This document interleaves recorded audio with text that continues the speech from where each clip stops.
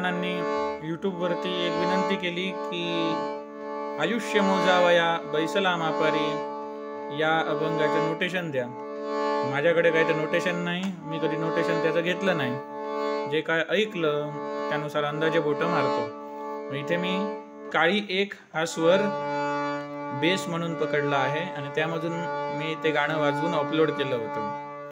मग हे जर तुम्ही तुमच्या पेटीसोबत ट्राय कराल तर जरा आवाज मिसमॅच होणार, कारण ही पेटी चढ आहे, जवळपास 100 वर्ष पुराणी आहे आणि याचा काळी एकचा आवाज तुमच्या स्टँडर्ड पेटीच्या पांढरी 2 सोबत मॅच होणार इकडे, आणि याच्या काळी 2चा आवाज तुमच्या स्टँडर्ड पेटीच्या पांढरी 3 सोबत मॅच होणार इकडे. तर त्यामुळे थोडंसं मिसमॅच होणार. त्यामुळे बरेच जणांनी विनंती केली आहे की काळी 2 मधून वाजवा. मग त्याच्यासाठी मी आता काळी 2 मधून वाजवणार. याची काळी 2 म्हणजे मगाशी सांगितल्याप्रमाणे स्टँडर्डची पांढरी 3. मी पहिला यामध्येच गायचो, पण नंतर भजने खूप असले चतुर्थीच्या कालावधीत की घशावरती ताण यायचा, म्हणून याच्या काळी 1 म्हणजेच स्टँडर्डच्या पांढरी 2 मध्ये गावं लागलं. तर आता या काळी 2 मधून दाखवतो.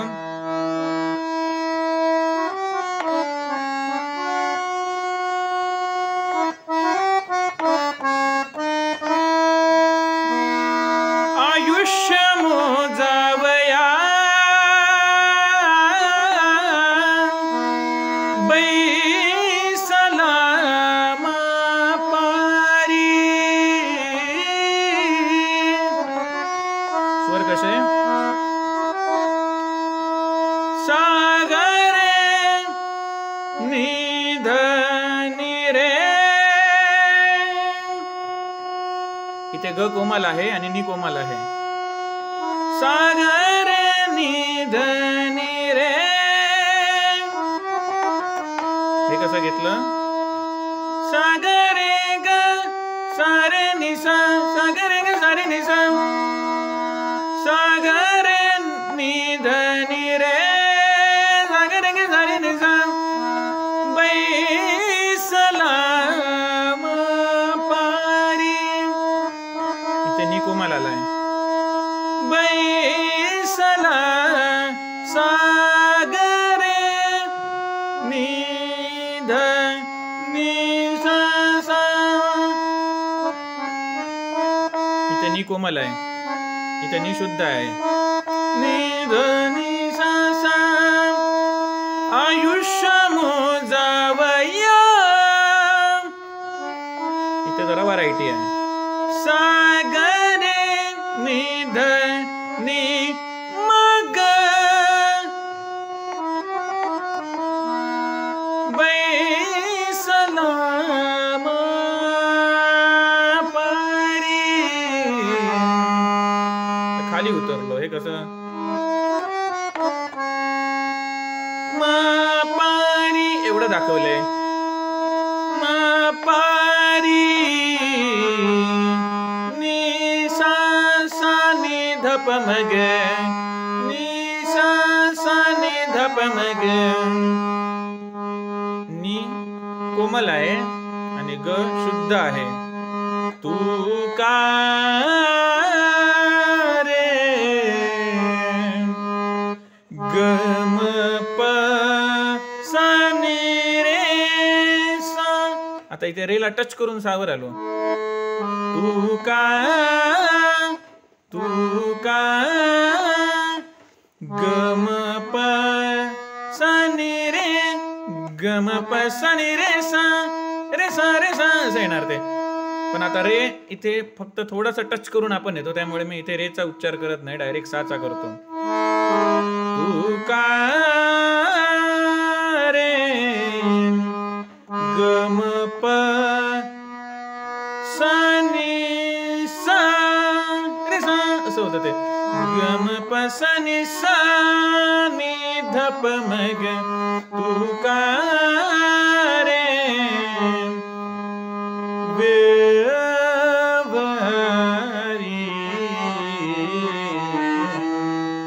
हा पॅटर्न महत्वाचा आहे. हे स्वर परफेक्टच लागले पाहिजेत तर त्याच्यात गोडी येणार. आणि पखवाज वादक जर तुमचा धावणारा असेल, पळणारा असेल, तर त्याला जरा थंड घ्यायला सांगा.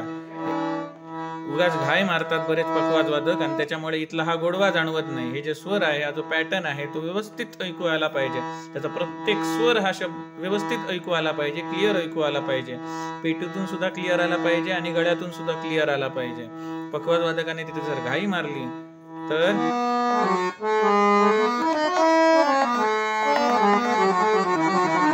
असं काहीतरी होणार. घशातही काहीतरी बेसूर होतं, मग गोंधळ होतं आणि इकडेही बेसूर होतं. तर त्याच्यामुळे ते व्यवस्थितच ऐकू येईल एवढा स्पीड ठेवा. आता तुम्हाला नोटेशन दाखवण्यासाठी म्हणून मी इथे जरा स्लो वाजवतोय. तुम्ही योग्य स्पीड तिथे लावा, जेणेकरून स्वर आणि तुमच्या घशातले शब्द स्पष्ट ऐकू येतील, सुरात आला व्यवस्थित ऐकू येतील.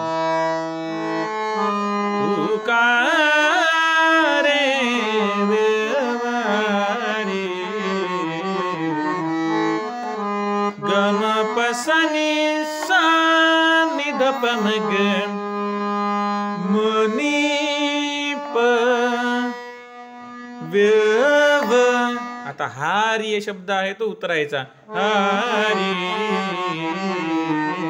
हा पॅटर्न महत्वाचा आहे. गम पसनी सा नि ध प म ग मनी प म ग प म ग रे म ग रे सा ग रे सा नि सा. लिहून घ्या हे नोटेशन, लक्षात राहत नसेल तर. गम प नि गम प सा नि सा नि ध प म ग मनी प म ग प म ग रे म ग रे सा ग रे सा नि सा. का रे संसाराच्या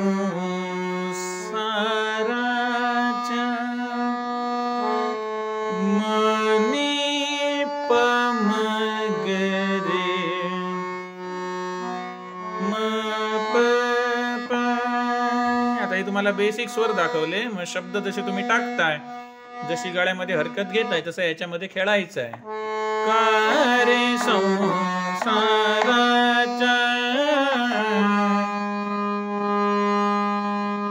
निध प म ग तू का रे व्यवहारी. का रे संसाराच्या तू का रे व्यवहारी. का रे संसाराच्या आच्या कसं पनी ध प. मग इथे ध्रुपद झालं. तर पुढचं कडवं नेई नेईल ओढोनी. जेव्हा हा ग वापरतो तेव्हा तो शुद्ध ग म्हणून लिहून घ्या, आणि हा ग आहे तो कोमल ग म्हणून लिहून घ्या. दोन्ही ग इथे वापरले गेलेले आहेत. नेईल ओढोनी. तर याचं नोटेशन बघूया. रे म प ध ने रे म प ध ने नेईल रे म प ध प म रे म प. हा म नाही, हा ग आहे. रे म प ध प ग रे म प प रे म प ध प ग रे म प प नेईल ओढोनी. आता ओढोनीचा नी जो त्यांनी ओढलेला आहे ते सुद्धा स्वर महत्वाचे आहेत, स्पष्ट ऐकू आले पाहिजे. त्याच्यामुळे पकवाज इथे धावडून उपयोग नाही. नेईल ओढोनी रे म प ध प ग रे म प प ध प म ग प म ग रे म ग रे सा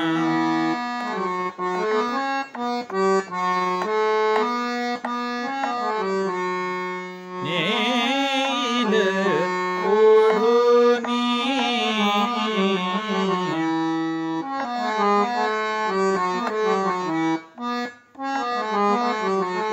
बघा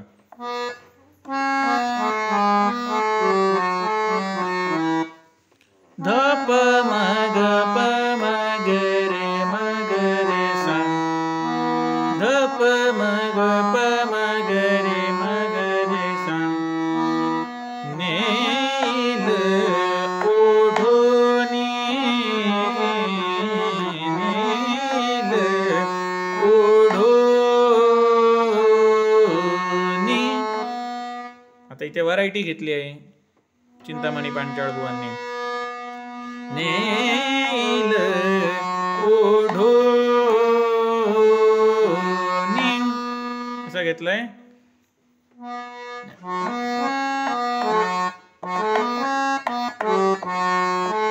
प म म रे प. आता इथे दोन्ही म आहे ते तीव्र म आहे.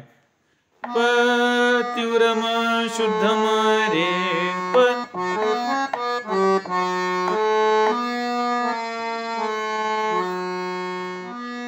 ठाऊक नसता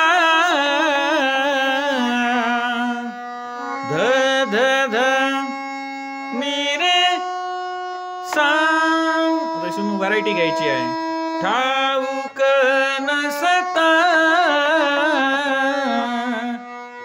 सारे सारे नि रे सारे सारे नि सा नि सा ध नि ध नि प सारे सारे नि सा नि सा ध नि ध नि प. राहेन शुद्ध नियाला राहेन दुश्चित्ता. आता कोमलनी येणार. राहेन दुश्चित्ता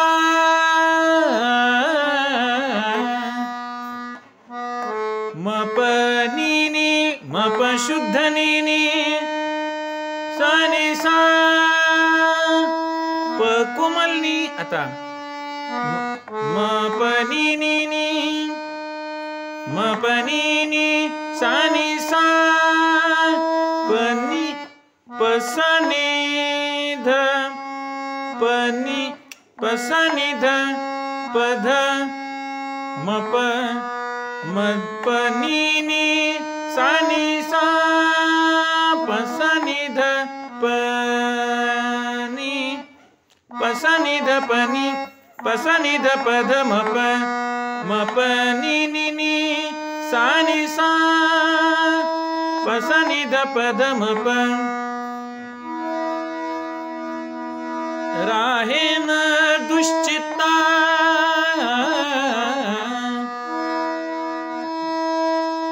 पुढे काय आहे ते.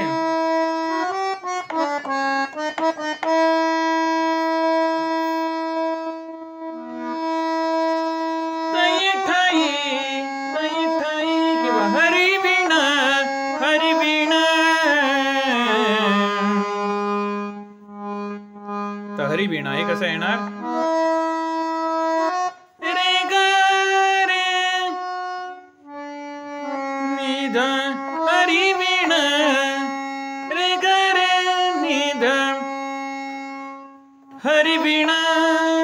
आता शुद्ध नि रे ग रे कोमल निध शुद्ध नि सा नि सा रे ग रे निध नि नि सा रे ग रे निध नि सा हरिवीण हरिवीण नि सा नि सा रे ग रे निध नि सा नि ध प म ग तू का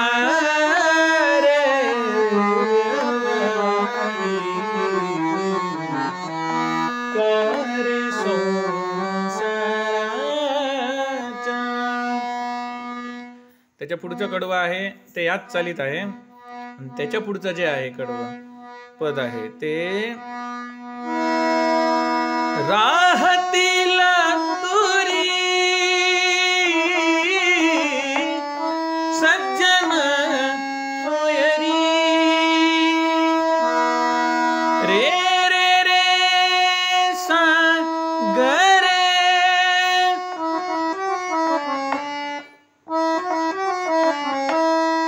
सरे सा ग रे सा नि ध सा रे रे रे सा ग रे सरे सा ग रे सा नि ध सा सज्जन सोयरी ग रे नि ध नि सा सज्जन सोयरी आठवी श्री हरी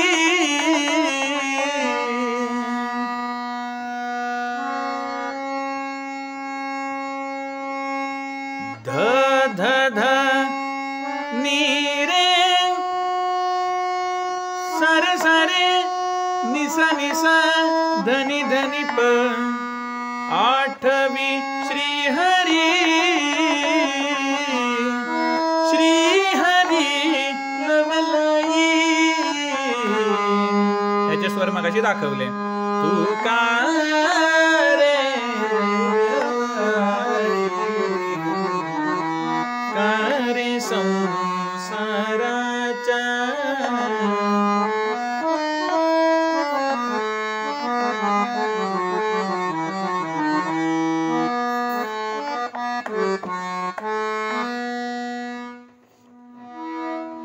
त्याच्यानंतर शेवटचा कडवं पटदीप रागात आहे. ह्याच्या आधीचे जे राग होते ते राग गारा नावाचा एक राग आहे, जय जयवंती राग आहे, आणि आता पटदीप राग येणार.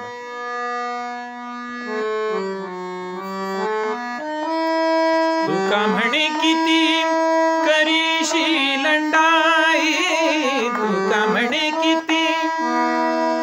तुकाराम महाराजांचा मूळ अभंग आहे, त्याच्यात तिथे लंडाई शब्द आहे आणि त्याला यमक शब्द पुढे भंडाई आलेला आहे. त्याच्यामुळे मूळ अभंग आहे, त्याच्यात छेडछाड करण्याचा अधिकार आपल्याला नाही. त्याच्यामुळे कुठल्याही बुवांनी जर तिथे वेगळा शब्द वापरला असेल, लबाडी वगैरे, तरी आपण मूळ अभंगात आहे तो घ्यायचा. संतांच्या शब्दामध्ये आपण फेरफार करायला जाऊ नये. कारण आम्ही जेव्हा कीर्तन करायला जातो आणि त्यावेळी जेव्हा तिथे वारकरी असतात ते आम्हाला विचारतात, संतांच्या शब्दामध्ये छेडछाड करायचा अधिकार तुम्हाला कोणी दिला, तेवढे मोठे तुम्ही लागून गेलात का, असे कीर्तनकारांना ते विचारतात. त्याच्यामुळे जे भजनी बुवा असतील त्यांनी सुद्धा जो संतांनी त्या ठिकाणी शब्द वापरलाय तो खूप विचार करून वापरलेला आहे. त्याच्यामुळे मूळ अभंगात जे शब्द आहेत तेच वापरा ही विनंती. तुका म्हणे किती करीशी लंडाई, तुका म्हणे किती करीशी लंडाई. मप गमा पानी शुद्ध नी गमा पानी सा सा नी सा नी नी सा. आता पटदीप राग आहे त्याच्यामुळे नी असणार तो आता शुद्धच असणार, कोमल नी येणार नाही. गमा पानी सा सा नी सा नी ध नी सा सारे सा नी ध प म ग. आता ग हा येणार कोमल ग, कारण राग पटदीप आहे. नी रे सा नी ध प म ग गमा पनी सा सा नी सा ध नी सा नी रे सा नी ध प म ग. तुका म्हणे किती करीशी लंडाई, तुका म्हणे किती, तुका म्हणे किती, तुका म्हणे किती करीशी लंडाई, तुका म्हणे किती करीशी लंडाई. जर तुम्हाला काही नोटेशन घालायचं असेल पटदीप रागातलं, जे तुमच्या गुरुजींनी तुम्हाला शिकवलं असेल ते घालू शकता. उदाहरणार्थ निसा ग म प म ग म प नि सा नि ध प म प ग म प नि ध प म प ग म प म ग रे सा ग म प नि सा ग रे सा नि ध प म ग रे सा नि नि ध प म प ग रे सा नि सा ग म प नि सा नि सा नि सा ग म प नि सा नि सा नि सा ग म प नि सा नि सा. तुका म्हणे किती करीशी लंडाई, सानिसा वगैरे वाजवताना पटकन मला स्विच करता आलं नाही, कारण एका हातामध्ये मोबाईल आहे. दोन्ही हाताने वाजवतो तेव्हा व्यवस्थित कॉन्सन्ट्रेट करता येतो. पण तुम्ही हे नोटेशन घेऊ शकता जे मला संगीत अलंकार अजित गोसावी बुवांनी शिकवलेलं आहे. इतरही नोटेशन तुम्ही स्वतः जनरेट करू शकता किंवा तुमच्या गुरुजींनी शिकवलेली आहे ती घेऊ शकता इथे पटदीप रागातली, ज्याच्यामुळे अजून जरा भजन आपलं खुलतं.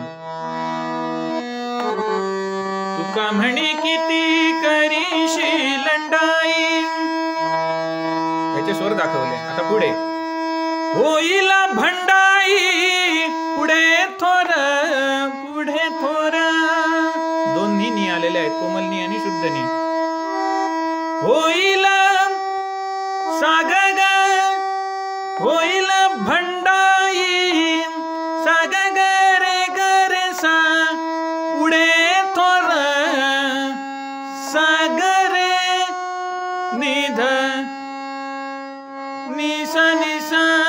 होईल भंडाई, पुढे थोर पुढे थोर थोर थोर, होईल भंडाई, पुढे थोर पुढे थोर. हे खाली कसं उतरायचे त्याचे स्वर ऑलरेडी दाखवलेले आहेत, ते आता परत सांगत राहिलो तर व्हिडिओ लेंदी होणार. तू का रे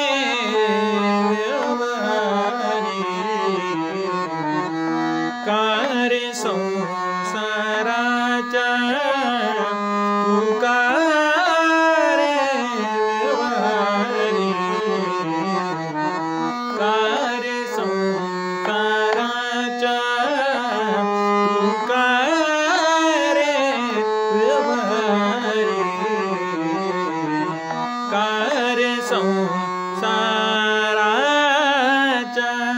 तिसऱ्या वेळाला मी कसं म्हटलं, कार्य संसाराचा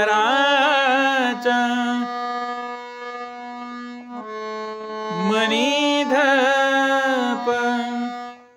तिसऱ्याला असं गायचं.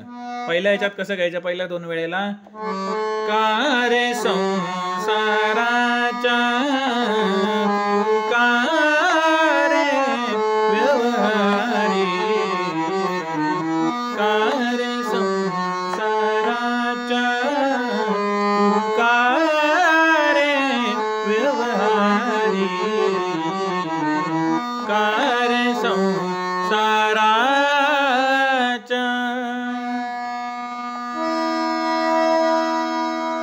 आता हे अभंग म्हणताना, कुठलेही अभंग म्हणताना त्याचा भावार्थ लक्षात घेऊन जर तुम्ही त्या भावना त्यात भरल्या तर तो आणखी भारी होतो.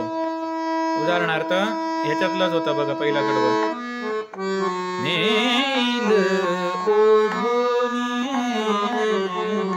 तिथे भाव काय आहे की जर तू देवाची भक्ती नाही केली, पशुप्रमाणेच खायला झोपायला, पोरांना जन्म द्यायला आणि आहार निद्रा भय मैथुनंच आणि भयाकारणाने स्वतःचं रक्षण करणं, या चार गोष्टींसाठी तू जर आयुष्य फुकट घालवलं तर माणसाचा जन्म तू फुकट घालवणार, जो खूप पुण्य केल्यानंतर मिळतो. आणि जर हा जन्म फुकट घालवला तर खाणे पिणे म्हणजे आहार निद्रा भय मैथून, आहार खाणे-पिणे, निद्रा झोपणे, भय भयाकारणाने स्वतःचं रक्षण करणे, मैथून पोरांना जन्म देणे, या चार गोष्टी पशु पण करतात. मग तू माणसाच्या जन्माला येऊन विशेष काय केलं, धर्माचे पालन कर असं तिथे म्हटलेलं आहे. आणि जर तसं नाही केलं, आपल्या मनाला वाटेल तसं केलं, म्हणजे आपल्याकडून पापे घडली की काय होणार, नेल ओढोनी, कोण ओढून नेणार तर यमदूत ओढून नेणार. ठाऊक नसता, तुला कळणार पण नाही ते कधी ओढून नेणार असं म्हटलंय. राहेन दुश्चित्ता, म्हणून दुश्चित्त राहू नको, म्हणजे तुझे जे चित्त आहे ते शुद्ध ठेव. दुश्चित्त म्हणजे ते घाणेरडे चित्त ठेवू नको. राहेन दुश्चित्ता हरिविण, हरिविण, चित्तात नेहमी हरीचं चिंतन करत राहा,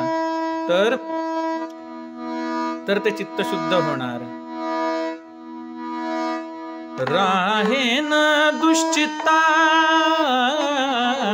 हरिविण, हरिविण, खाता पिता उठता बसता कार्य करताना देताना घेताना काहीतरी बोलताना घास गिळताना प्रत्येक वेळी प्रत्येक क्षणी भगवंताचं चिंतन असलं पाहिजे, तर आपलं मन शुद्ध होतं. आणि जर ते नसेल तर काय म्हटलंय, नेईल ओढून ठाऊक नसता. यमदूत कधी ओढून नेतील सांगता येत नाही असं म्हटलंय. मग त्याच्या पुढे म्हटलंय, कठीण हे दुःख, कठीण हे दुःख यम जाचतील. मग जेव्हा गरुड पुराणात सांगितल्याप्रमाणे तुमच्या कर्मानुसार जेव्हा त्या तुम्हाला ती शिक्षा जी दिली जाणार, तुम्हाला म्हणजे जो पाप कर्म करतो त्याला, तेव्हा कोण सोडवायला येणार त्या ठिकाणी तुला? कोण सोडविला? परत घेतो हा. कठीण हे दुःख, कठीण हे दुःख यम जाचतील. पुढे कोण सोडविला, कोण सोडविला तये ठाई, तये ठाई. मग त्यावेळी तुम्हाला कोण सोडवायला येणार? ज्या पैशावाल्या माणसाच्या आधारावर तुम्ही उड्या मारता, मग तो मंत्री असू दे किंवा कोणी तो असू दे, तो थोडीच त्या ठिकाणी वाचवायला येणार. त्याच्या कर्मानुसार त्याला सुद्धा शिक्षा मिळणार, त्याला सुद्धा कोण वाचवायला येऊ शकत नाही. म्हणून म्हटलंय, कोण सोडविला तये ठाई, तये ठाई. तुका रे व्यवहारी, का रे संसाराच्या.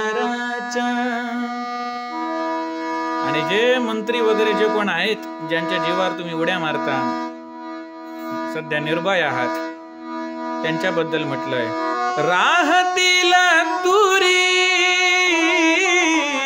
सज्जन सोयरे. जे तुम्हाला सज्जन सोयरे वाटतात, मग ते मंत्री असू दे, घरातले असू देत किंवा घराबाहेरचे असू देत, जेव्हा माणूस मरतो तेव्हा त्याच्या शरीराला वास वगैरे येऊ लागतो, तेव्हा ते सगळे दूर राहतात. राहिला दुरी सज्जन सोयरी. म्हणून कोणाचं चिंतन कर?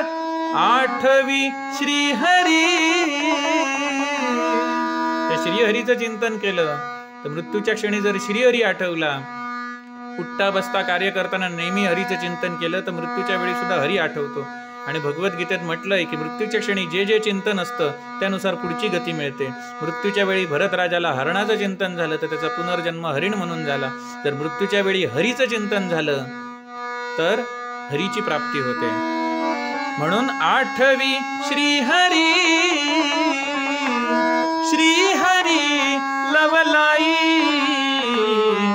तुका रे व्यवहारी, का रे संसाराच्या. तरी पण जर ऐकत नसेल तर तुकाराम महाराज त्याला शिवी घालतात. काय म्हणतात?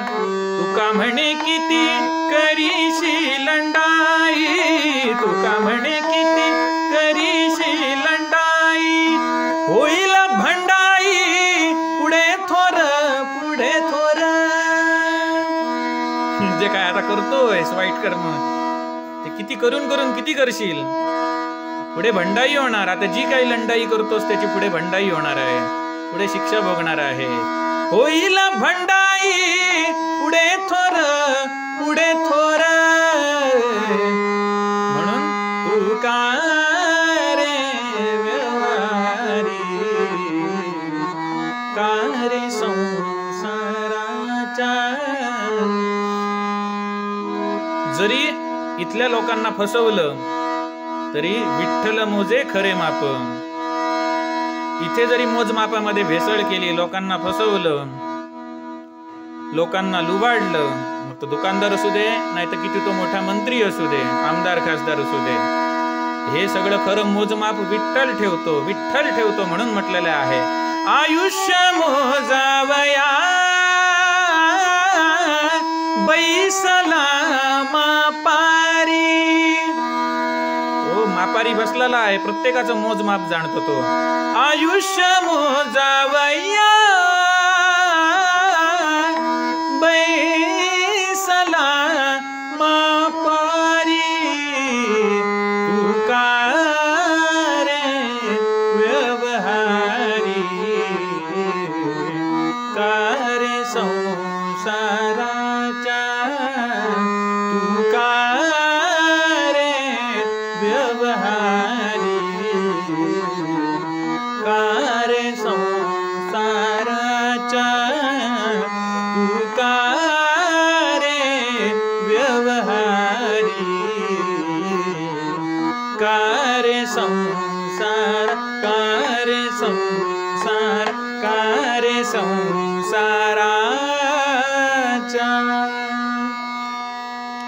हा भावार्थ सांगण्यामागचा उद्देश एवढाच की तुमचं गाणं आहे ते भावार्थाशिवाय नुसतं सुरांनी सजलेलं असतं, त्याला काही त्याच्यात भावार्थ जर नसेल तर काही त्याचा उपयोग नाही.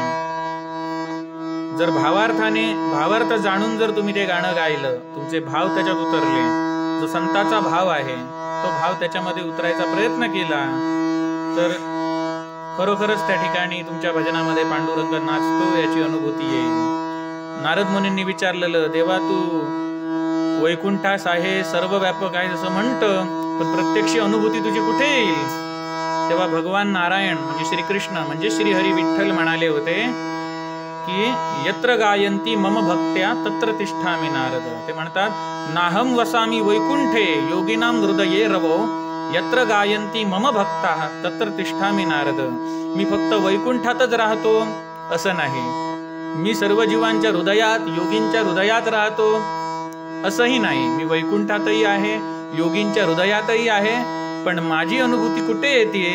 यत्र गायंती मम भक्ताः, जिथे जिथे माझे भक्त गात असतात, भजन गात असतात, माझी कीर्ती गात असतात, माझे गुणसंकीर्तन, लीला संकीर्तन, नामसंकीर्तन करत असतात, माझे भजन गात असतात. यत्र गायंती मम भक्ताः तत्र तिष्ठामि नारद. जिथे माझे भक्त गात असतात तिथे मी तिष्ठत उभा असतो, जिथे माझे भक्त भजन गात असतात तिथे मी तिष्ठत उभा असतो. भजन शब्दाचा अर्थच तसा आहे. भज हा संस्कृत शब्द आहे. भज म्हणजे जोडणे आणि भज म्हणजे तोडणे, हे दोन्ही अर्थ आहेत. मग काय जोडायचं आणि काय तोडायचं? तर हरीशी नातं जोडायचं, आणि ज्या नश्वर गोष्टी आहेत, चिरकाळ टिकणाऱ्या नाहीत, तात्पुरते आनंद देणारे आहेत, त्यांच्याशी नातं तोडायचं. आणि ज्या परमनंट आनंद देणारे जे हरीशीचे नातं आहे ते परमनंट आनंद देणारं आहे, त्याच्याशी संबंध जोडायचं. म्हणजे ऐकून परमात्माशी संबंध जोडला जातो आणि नश्वर मायेशी असलेला संबंध तोडला जातो, त्याला भजन म्हणतात. नुसती धावपळ केली, फकवास फास्ट वाजवले, जोरात फास्ट गाणी म्हटली, उंच स्वरात तार सप्तकात जाऊन कोकाटलं म्हणजे त्याला भजन म्हणत नाही. तर ज्याच्यामध्ये नश्वर मायेचा, अवतीभोवतीच्या वातावरणाचा विसर पडतो आणि ईश्वराशी आपण एकरूप होतो, म्हणजेच ईश्वराशी संबंध जोडला जातो आणि नश्वर मायेशी संबंध तुटतो, त्या क्रियेला भजन म्हणतात. भजन ही एक भक्ती आहे, नुसती कला समजू नका. त्याच्यामुळे त्याच्यात भावार्थ पण असला पाहिजे. जशी तुम्ही विनंती केली त्यानुसार मी या गाण्याचं नोटेशन दाखवलं आणि तुमच्या गाण्यामध्ये, तुमच्या सादरीकरणामध्ये त्या ठिकाणी प्रत्यक्ष श्रीहरी पांडुरंग उभा राहिला पाहिजे, नाचला पाहिजे. ते त्याच्यासाठी त्याच्यामध्ये भाव असला पाहिजे. मग त्याच्यासाठी या अभंगाचा भावार्थ पण सांगितला. त्याच्यामुळे तुमचे गुरुजी तुम्हाला जे काही अभंग शिकवतील त्यांचे भावार्थ सुद्धा तुम्ही जाणून घ्या. गुरुजींकडे नसतील तर तुम्ही नेटवरून शोधून काढा, किंवा एखाद्या कीर्तनकाराला किंवा एखाद्या प्रवचनकाराला किंवा त्यामध्ये जो एक्सपर्ट आहे त्याला विचारा आणि त्यानुसार ते लक्षात घेऊन तुम्ही गा. खरोखरच तुमच्या भजनामध्ये पांडुरंग नाचेल.